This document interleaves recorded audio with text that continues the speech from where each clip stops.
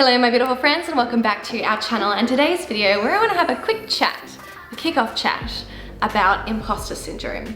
I know we need to talk a lot more about this on this channel because it comes up a lot for my clients and you guys as well. So today I want to give you somewhere to start for yourself to work out what's going on with your imposter syndrome. Imposter syndrome you could sum up as really a sense of not being good enough, not being worthy, not belonging. This might be in a certain role or in a certain group. That sense that we're talking about is really just a collection of thoughts and emotions working together. I really want you guys to sit back and try and find those thoughts and emotions related to your imposter syndrome, because I think as long as we keep calling it imposter syndrome, which sounds like this big, scary, serious thing, medicalizes it in some ways, and that can make it seem like an unfixable problem, a pathology, but instead recognizing that it is a collection of thoughts and feelings, and often thoughts and feelings that are well practiced, that have been programmed into your thinking so that you can think them quite habitually. And because of that, they can seem very true. You can pick up evidence of it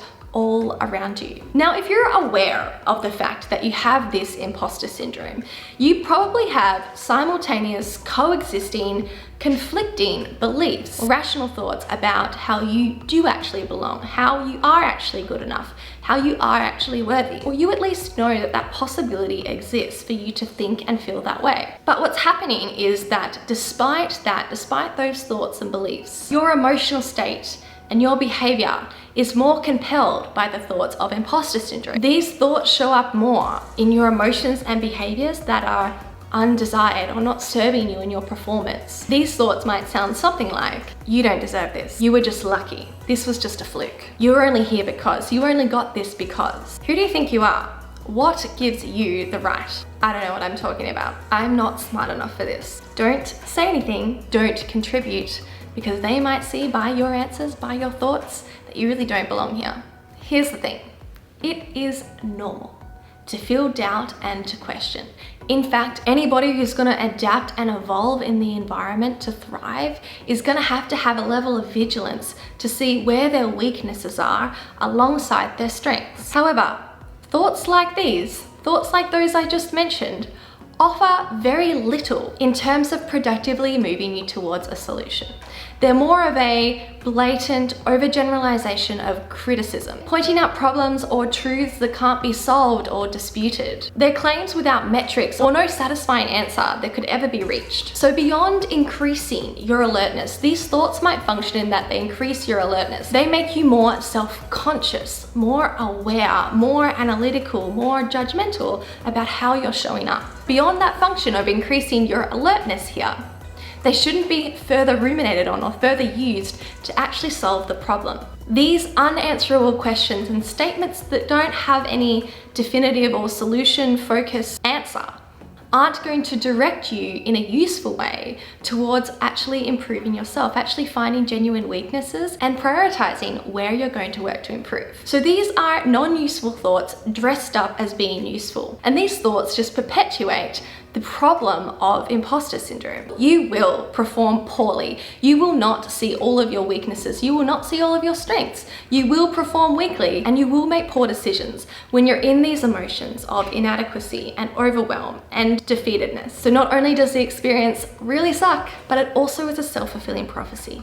It will actually impact your performance. So if imposter syndrome is really seeking a confirmation of the fact that you belong or you're good enough or you're worthy, then shouldn't we get really clear about what that actually means? What these things actually look like? What actually are you aiming for? When will you know that you do belong, that you are good enough, that you are worthy?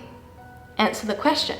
This is where I want you to start. I want you to really understand what your mind is asking for, what your mind is asking of you, what you are wanting so that you can feel safe. What are you wanting so that you can feel like you belong? So I've got a few questions here to offer you, and I highly encourage that you sit down with a pen and paper and really invest some time in yourself to answer these questions. Because until you really know what the problem is and what you think the solution is, what you're wanting and what you're moving towards, you are gonna continue to spin.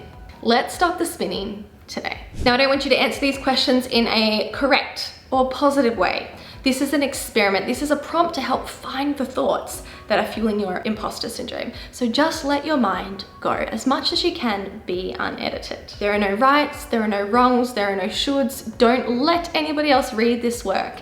Let it be genuine. As you are answering this question, your mind is going to offer you a lot of judgment and criticism about your own answers. So instead, whenever you notice your mind doing that, and this is a skill, this takes time, I want you to swap back to this curious, interesting mode instead of the critical, judgmental mode that we are so used to. So here are a couple questions for you to start with. Which group do I want to belong to, or feel good enough for, or be worthy of? Or which role do I want to feel good enough for, or worthy of, or belong in? Why don't I belong?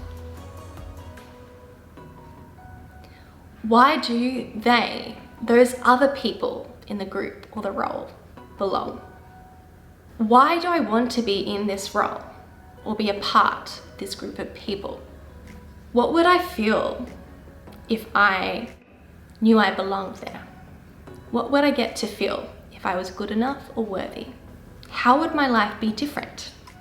Would my life look different on a day-to-day basis or in the big picture? What would be different if I belonged? What would I think about my life if I belonged, was worthy or good enough of this role or to be in this group? What would I get to think about myself? All very interesting questions to ask yourself, and your brain may never have seen explicitly those answers that you might come up with when your mind is challenged with the question. This is why questions are one of those really powerful tools. They can help bring up thoughts that usually just sit in the subconscious, like how an old smell can stimulate a memory that was so far back in your brain that you didn't realize even had any resonance there. We're trying to bring up thoughts that you can't necessarily see, but are driving your decisions, your perspective, the way that you see the world. I find I can get quite a bit of the way with journaling myself and being in that really curious, compassionate space, as long as I can remove that judgment and self-criticism and self-doubt that is so habitual for my brain as I journal with myself. But this is why I have my own coach too, and I always will have a coach now, because if journaling gets me, say, 20% of the way to pulling out some of those subconscious beliefs and really finding what I think, then coaching gets me about 80% of the way. It's so much more efficient, I get so much more raw and honest answers, and I usually get to actually feel the associated emotion that comes with that. It's often quite uncomfortable and perhaps a bit overwhelming, that I could so easily block in myself or block in my mind these other thoughts when I'm journaling and writing and editing myself. So choose your tools very wisely, my beautiful friends, and I'll leave you with this one. We want these two conflicting things. On one hand, imposter syndrome usually wants us to belong, be normal, fit in, be accepted, be the status quo, be what's been done before.